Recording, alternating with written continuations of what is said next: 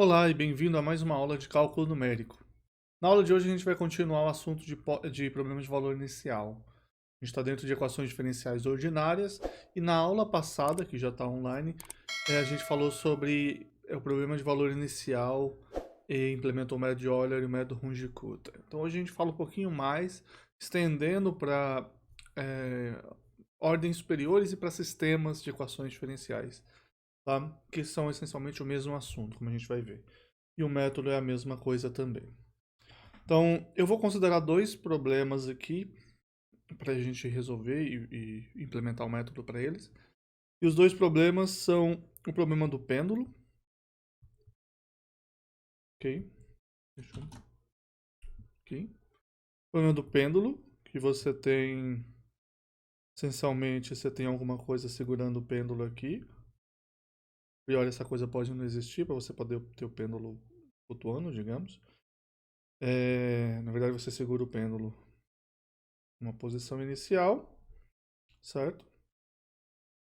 Solta ele e deixa ele oscilando em torno desse eixo vertical que eu coloquei aqui, muito mal desenhado. Okay? Bom, o que é interessante desse pêndulo? Você pode segurar ele, você pode arremessar, você pode jogar ele para cima, você pode só soltar ele cair. Então, além da posição que ele tem uma velocidade que você está arremessando ele também, tá? Então, essencialmente, a gente vai focar no ângulo que esse pêndulo faz com com esse eixo vertical que eu criei aí. Eu vou dizer que eu estou a uma distância L e a massa que não importa para a equação diferencial para o que a gente vai fazer. Então, como a gente não está fazendo nada de física, a gente só vai colocar a equação direto e falar que isso é verdade. Mas é fácil, relativamente fácil, de você chegar nessas equações. Eu recomendo você dar uma olhada. Então, a equação que vai descrever o movimento desse pêndulo fala que a aceleração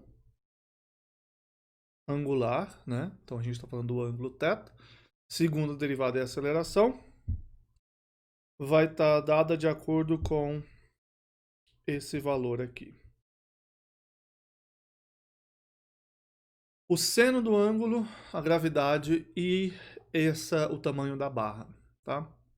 Então essa é uma equação diferencial. Não cabe dentro do PVI que a gente tinha feito. Por quê? Porque o PVI que a gente tinha feito falou que era alguma coisa do tipo: primeira derivada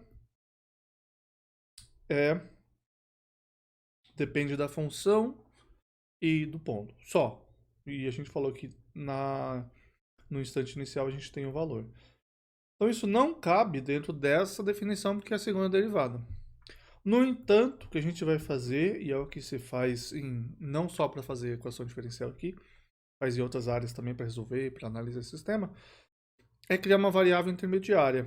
Eu vou chamar ela de ômega, e você talvez lembre que ômega é denotado para a velocidade angular, e não é à toa que eu vou literalmente usar ômega como a derivada que é a velocidade angular. Então, se o ômega é o θ', quer dizer que a derivada do ômega é a segunda derivada do θ, que a gente sabe pela equação tem que ser satisfeita, que vale isso daqui.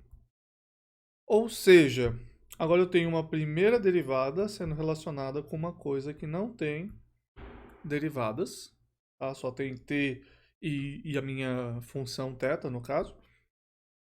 E aqui eu tenho uma outra coisa relacionando esse θ e esse ômega.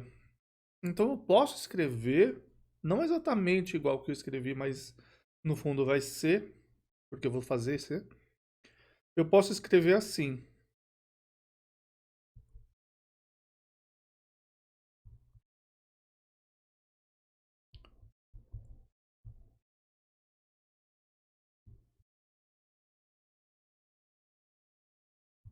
E agora eu tenho um sistema. Cada uma dessas equações é mais ou menos tipo aquela equação que eu tinha em amarelo ali em cima à direita. Que é y linha de t é uma função que depende só da função. Do t e da função. Ok? A função y. Bom, acontece o seguinte. Esse y aqui, que a gente falou na aula passada, que era uma função que eu estava tentando determinar, eu posso ter como uma função vetorial. Então, se você não fez cálculo 2, isso daqui já vai ser um pouquinho complicado, mas não se preocupe, tá? Eu posso falar que eu tenho uma função que sai desse domínio, T0 até um valor aí, pode ser o T final.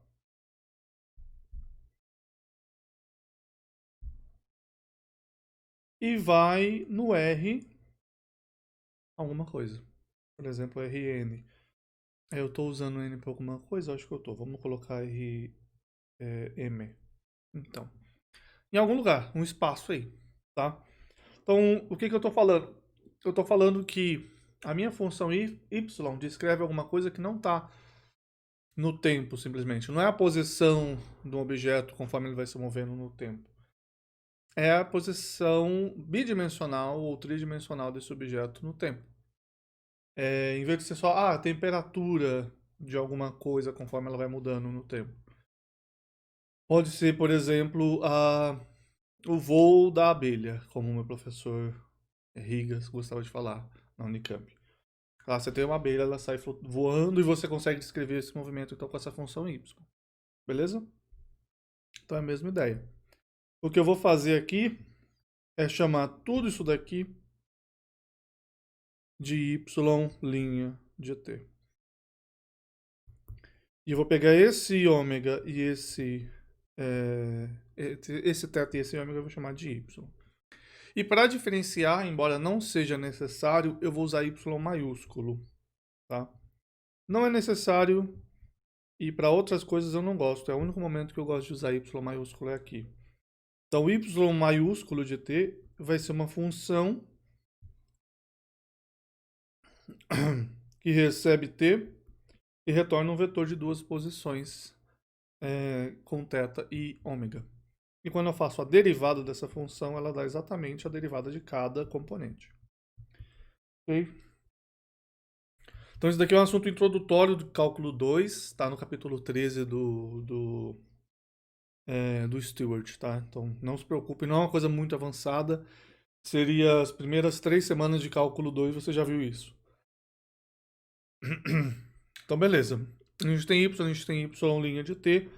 E aí, a parte que já não é tão começo de cálculo 2 seria falar que, olha, a minha equação diferencial satisfaz uma função f de t e recebe o t e o y.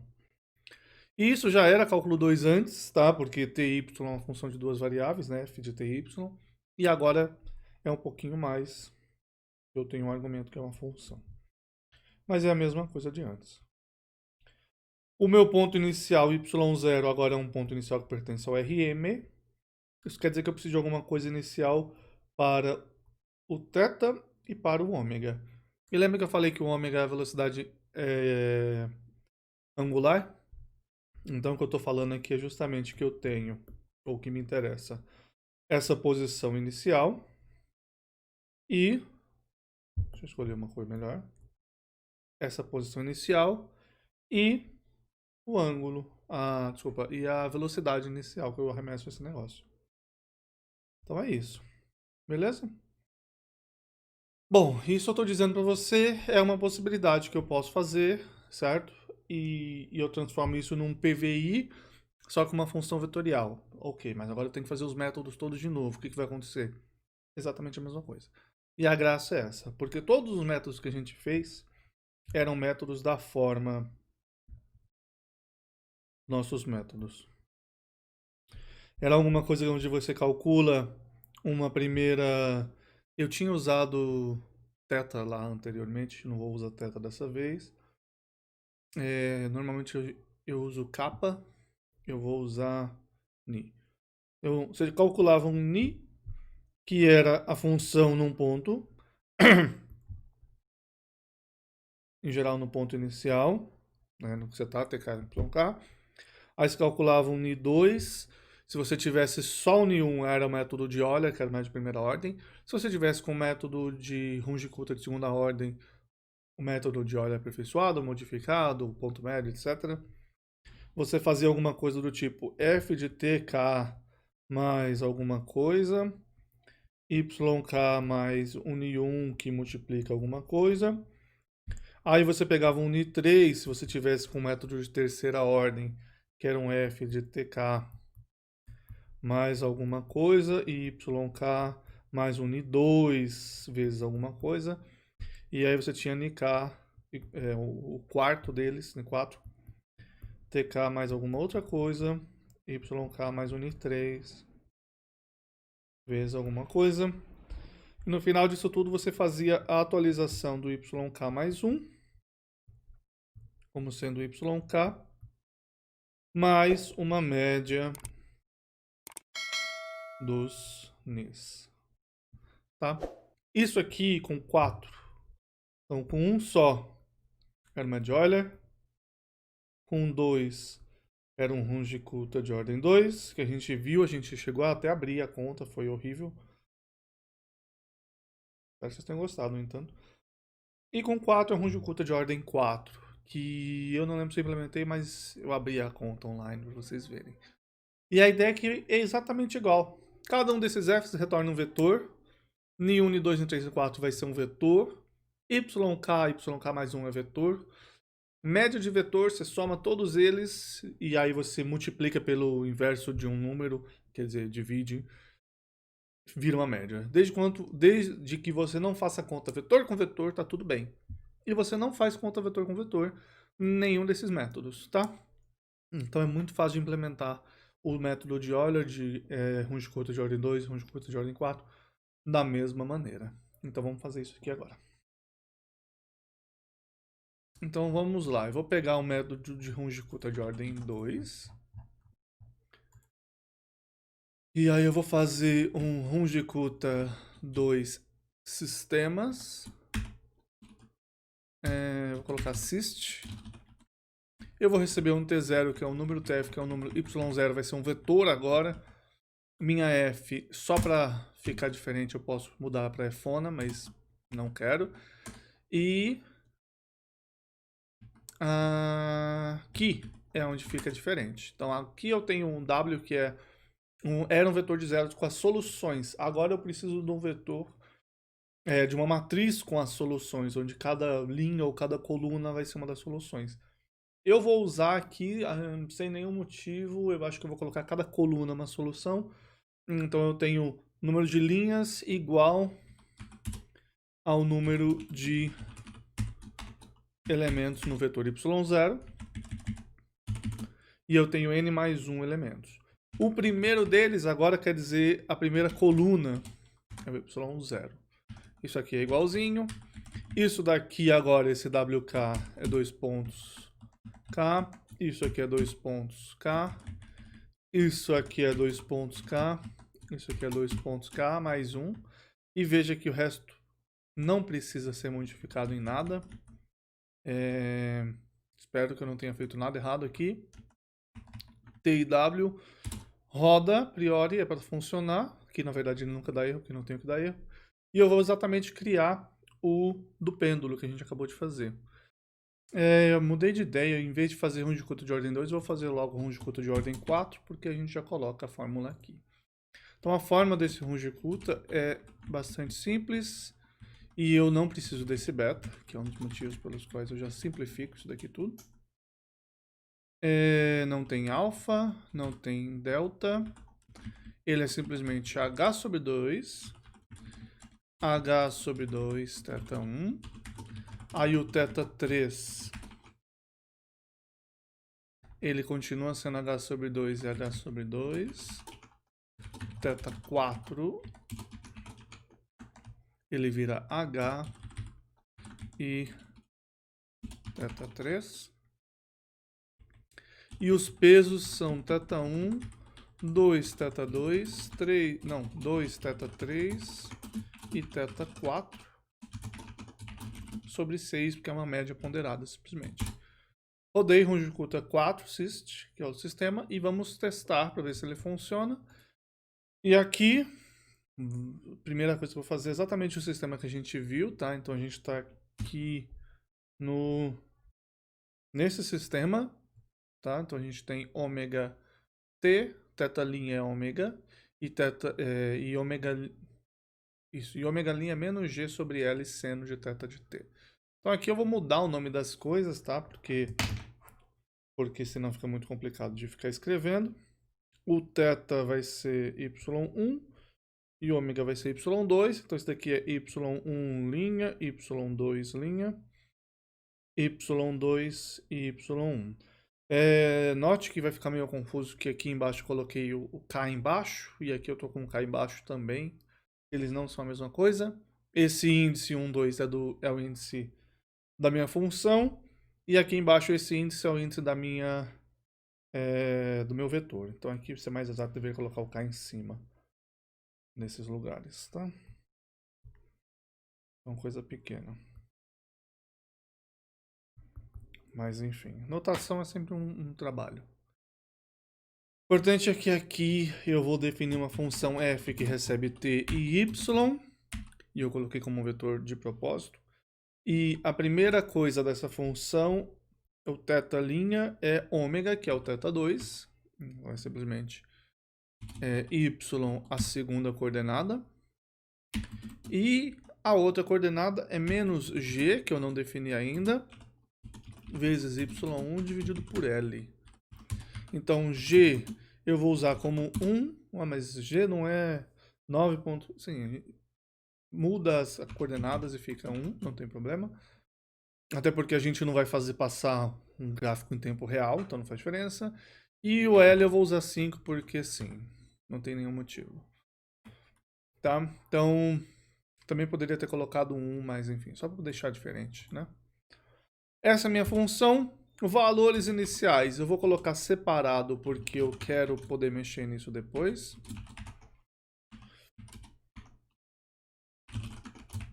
Bom, gente, θ 0. Então, minha posição inicial, vamos colocar 30 graus. Lembra que isso é radiano, então π sobre 6. E a velocidade inicial 0. E se eu fiz tudo certo, sim, o tempo inicial é 0 e o tempo final, eu acho que de 30 segundos deve ser interessante. Se eu fiz tudo certo, quando eu fizer TW igual a Runge-Kutta 4 syst, T0, TF, Y0, sim, eu preciso definir aqui. O Y0 sendo o vetor θ 0, ômega 0. A minha função f está como f maiúsculo, o número de pontos é 100. Se tudo der certo, eu posso plotar como vai ser a primeira coordenada. Toda linha é o meu ômega, em função do tempo, tá? De cor azul, sem legenda. Só para a gente ver que ele faça uma coisa periódica. Então o ângulo realmente periódico funciona, beleza? Interessante, funciona, deveria funcionar, não tinha motivo para não funcionar. Que bom, estamos todos felizes. Legal? Interessante? Isso daqui é o nosso pêndulo. A gente pode até fazer uma animação desse pêndulo, apesar de não ser tão divertido fazer essa animação, porque, enfim, né? É só um pêndulo. A gente pode fazer uma animação desse pêndulo para ver que funciona. Eu vou fazer um GIF for 1 até N. Eu vou fazer o tamanho do W, o número de colunas que tiver no W. Provavelmente vai ficar muitos... Bom, vamos deixar assim por enquanto. Vamos passar de 10 em 10 para ele compilar rápido. Depois a gente diminui esse 10 para que fique suave. Inclusive existe o for every, é isso? Every 10? Eu confesso que eu não lembro a notação do GIF. Eu quero primeiro, vamos plotar um ponto fixo na posição 0, 0. Então vou plotar um scatter 0, 0, cor preta, ms igual a 3, e aí eu já tiro a legenda. Aí eu vou plotar a barra que vai do 0 até a posição X. Então primeiro, quem que é o meu ângulo aqui? Meu ângulo é o WI W1i. Quem que é o x correspondente? Se eu tô com um ângulo ali, quer dizer que o meu x é... Deixa eu desenhar isso para ninguém ficar chateado comigo depois. Se eu tô com o meu ângulo aqui no θ, né? Essa daqui é a posição x que eu tô querendo saber. É o ângulo oposto ao θ, então o x é o seno, só que tem o L que é a hipotenusa. Beleza? E o y, por consequência, que é essa pessoa aqui, né?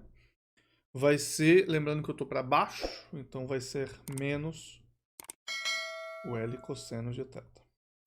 Uma maneira simples de você verificar se isso faz sentido é você colocar o θ igual a zero e ver se faz algum sentido. O θ igual a zero quer dizer que ele está exatamente no meio, então ele está, se eu estou fazendo negativo positivo no x, tem que dar zero.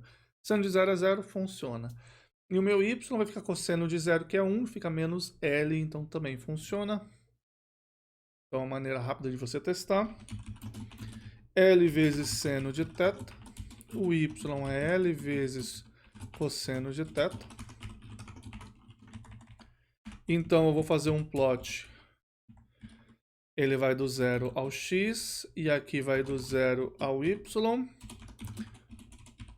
Cor preta. E eu vou fazer mais um ponto na posição XY de cor preta, ms igual a 5 agora. Ok? Isso daqui é o pêndulo, e agora ele vai fazer automaticamente, porque está dentro de um GIF, de um for, ele vai fazer automaticamente ele mexer. Eu só preciso que ele fique numa posição correta. Então eu vou deixar o x-lins entre menos 101% do L e 101% do L. E o y-lins entre 0, vamos colocar menos 0,1L aqui, e 1,1L. Ok? E a última coisa que eu vou colocar, eu acho que essa palavra aqui, eu confesso que é axis ratio, eu acho, igual a equal. E vamos ver se isso funciona. E quase funciona, porque eu esqueci que o meu y não é de menos 0 a 1, ele é de menos 1 a 0,1, porque ele está de baixo para cima, de cima para baixo, quer dizer. Então tá aí, passando de 10 em 10 é isso. Vamos passar de 1 em 1 para ver ele suave. Suave. Esse é o nosso ângulo. O axis ratio foi ignorado. Deixa eu tirar só axis. Não é axis, ele falhou. Ratio.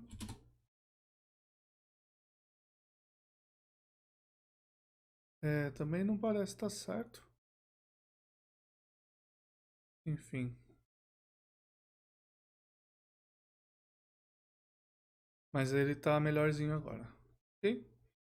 Não acho que ele não fica super suave, porque enfim, não é não é um PlayStation, né? Mas tá aí funcionando muito bonito.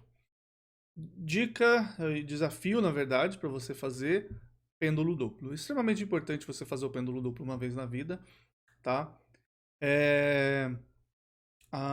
Tive uma aluna que já fez, eu não lembro para disciplina que foi. Se eu não me engano foi para disciplina, então já foi um exercício que eu passei anteriormente, já foi feito. É recomendadíssimo fazer, não vou fazer, eu tenho que pegar as equações, elas são gigantes, então gasta um tempo. Mas eu recomendo você fazer, quem sabe um dia eu faço, só posto o resultado online. E agora eu vou fazer mais um exemplo, e o exemplo que eu vou fazer agora é um exemplo que já é um sistema, mas que é muito, muito divertido fazer, e é o sistema presa-predador. Tá, então vou escrever aqui, presa-predador.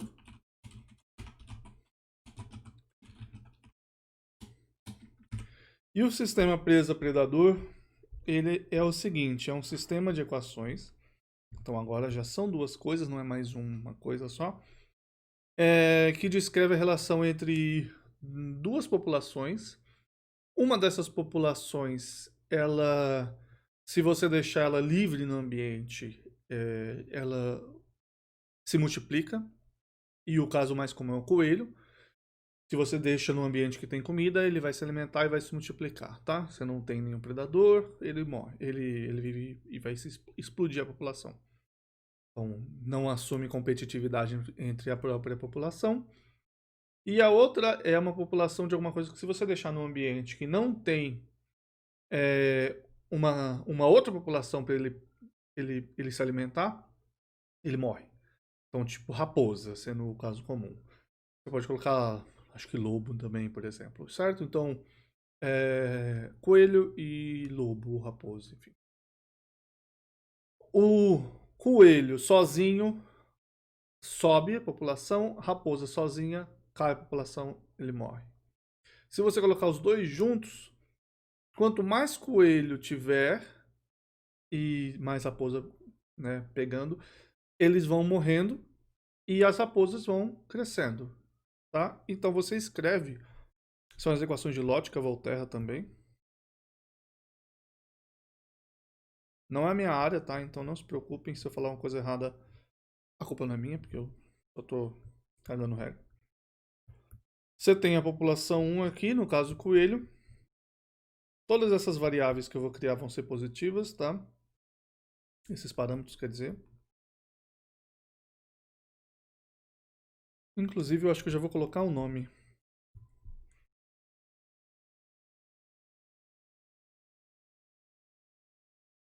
Que a gente vai usar na coisa, né? E a população 2, ela cresce com o produto e cai quando sozinha. Ok? Então, olha só, se o y2 começar, você obviamente precisa de pontos iniciais, tá? Então, num ponto inicial, coloca 0. Já vamos colocar 0, porque a gente sabe que é 0. Você tem o y0 e no ponto inicial 2 você tem o y2, 0. Então, se você começar com essa população esse aqui é o presa, coelho, predador, o lobo, raposa. Se você começar com a população de coelho 0, você vai ter 0 aqui, 0 aqui. Você está falando que a derivada é 0. E aí ele está falando que não vai mudar, essencialmente. Então ele vai continuar 0. Todo mundo não existe, né? No caso, não está todo mundo morto. Nem existe, porque nunca existiu. E o y2 aqui vai ser 0. Então ele vai ficar menos esse valor ali. O alfa, beta, gama e delta são todos positivos. Então a população vai diminuir de acordo com o tanto que tem. Diminui exponencialmente, vai decaindo. Eventualmente some. Se você tiver y2, 0. Então aqui é 0, aqui é 0. Não vai crescer raposa do nada, não vai sumir também, porque não tem. E aqui vai ser 0, quer dizer que vai sobrar só isso aqui, quer dizer que vai crescer exponencialmente. Beleza? Quando você tem os dois, aqui mata presas e aqui reproduz e cresce o número de predadores. Legal? A graça é justamente essa. Se você tem o número de presas diminuindo, os predadores eventualmente vão começar a cair, porque não está tendo mais gente devorando, não está tendo mais presa para ser devorada, e aí eles vão cair de volta. Só que se vai cair, as presas vão poder subir de volta. Então eles caem um, o outro cai, sobe o outro sobe, e assim por diante. E a tendência é que ele vire entre num tipo de equilíbrio, tá? Dependendo da quantidade que tiver. E agora eu vou escrever isso daqui. Vamos copiar tudo isso daqui. E aproveitar. Não tem mais isso daqui. A gente precisa definir quem que serão os alfa, beta, gama e delta. Tá? Eu vou copiar um que eu tenho pronto aqui. Eu sei que fica bonito. Eu achei na internet em algum lugar ou eu fiquei chutando um monte até achar legal. Não lembro mais. Ok, tá aqui. Eu tenho agora alfa vezes y1 menos beta vezes y1 vezes y2. Gama vezes y1 vezes y2 menos delta vezes y2 não tem isso. As posições iniciais, também preciso colar, são 3 e 1. Então, Y0 vai ser 3 e 1, tá? Isso aqui não é necessariamente 3 presas e um predador. Isso aqui é uma quantidade, sei lá, 300 ou 100, ou seja, está escalado de alguma maneira não identificada, só para deixar bonito. E a gente vai fazer 20 segundos, aparentemente, segundo o que eu colei ali. Então, aqui em azul, eu terei presa. E em vermelho, eu terei o predador. E tá aqui o que acontece, ele explode. Então quer dizer que os valores que eu peguei não são valores bons.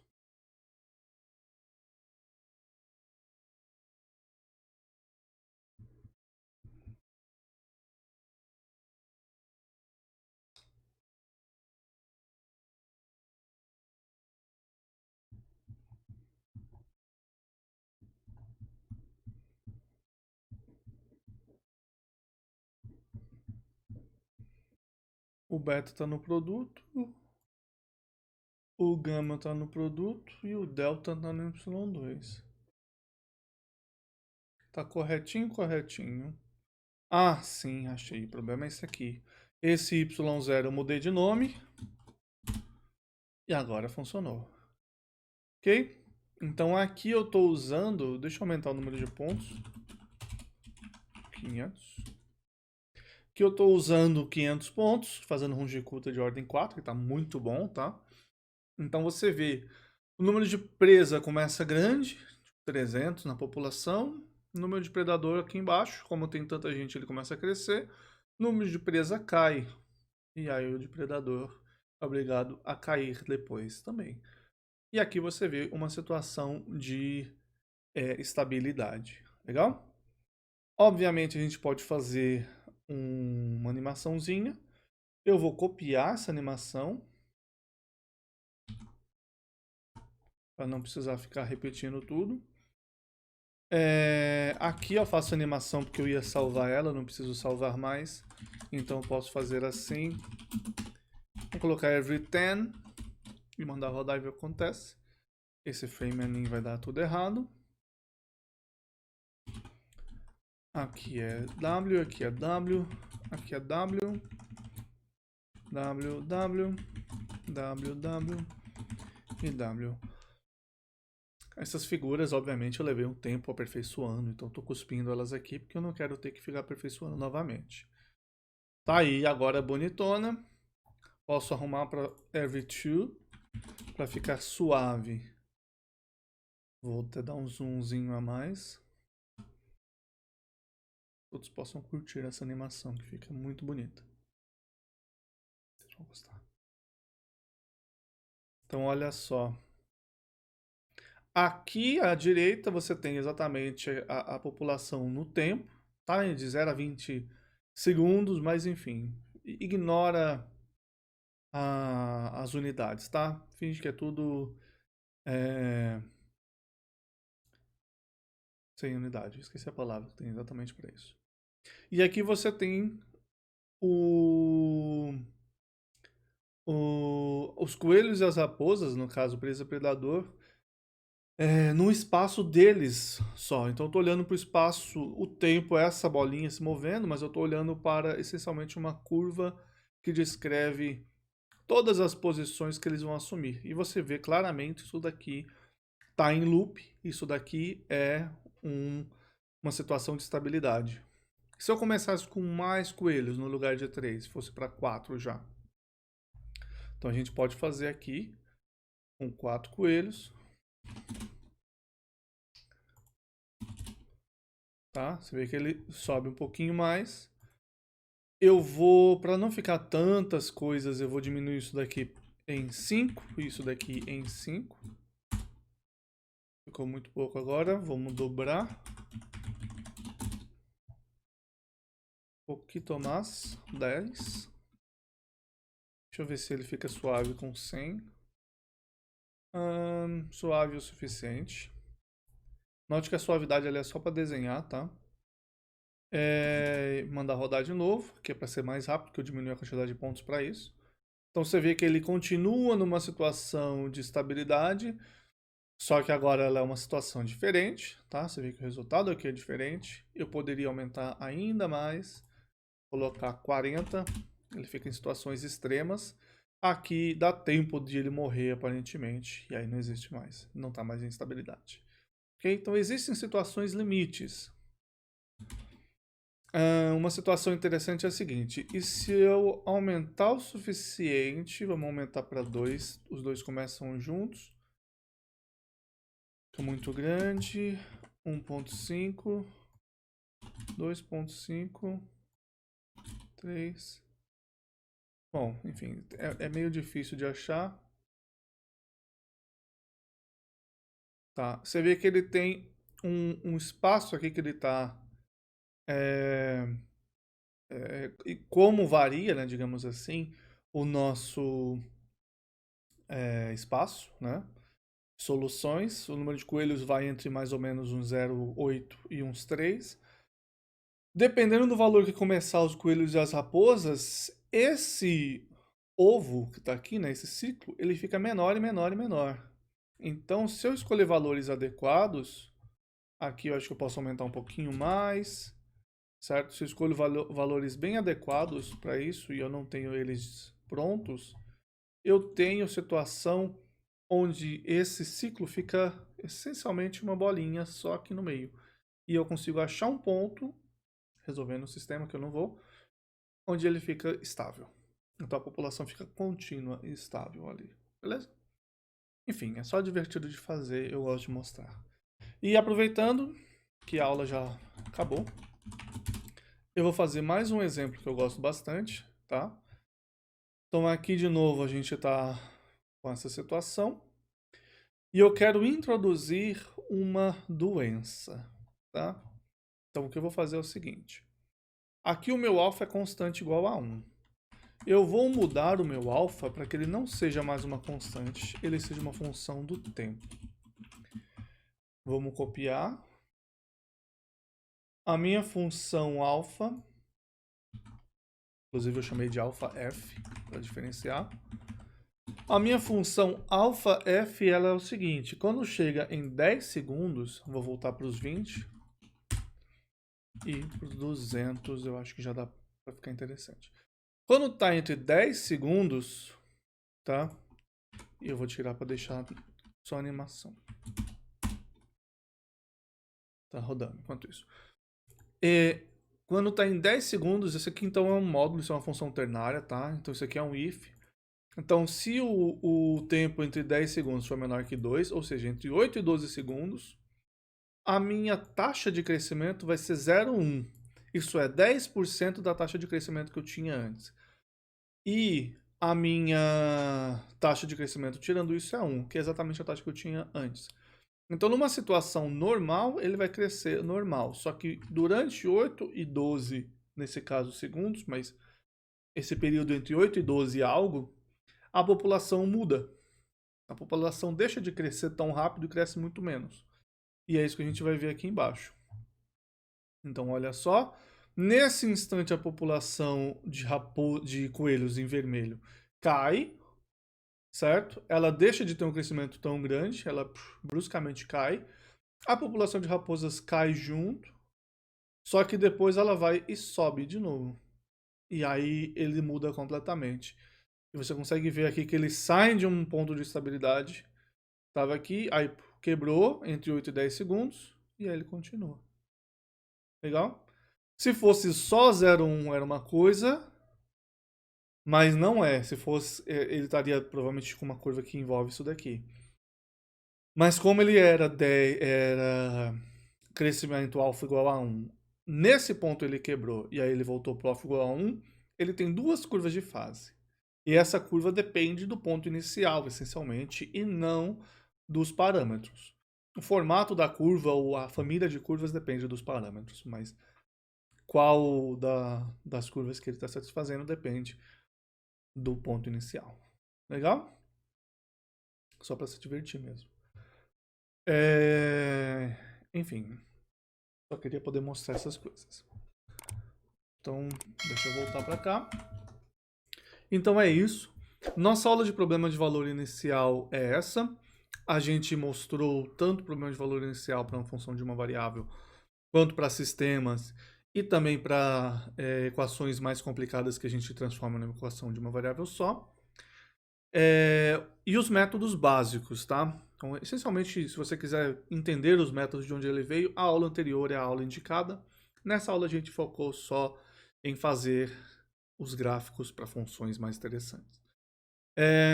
Existem muitos exemplos de PVI lá fora. Como exercício, encontre um PVI que você acha interessante e faça o gráfico dele, tá?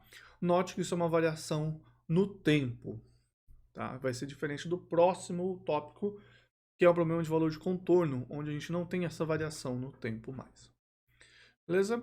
Então, os tópicos de cálculo numérico estão chegando ao fim, eu espero que vocês estejam gostando. Por favor, se inscreve no canal, deixa um like, deixa um comentário falando o que você acha interessante. E em breve eu devo começar aulas de otimização, principalmente não linear, ok? Incluindo tópicos de machine learning.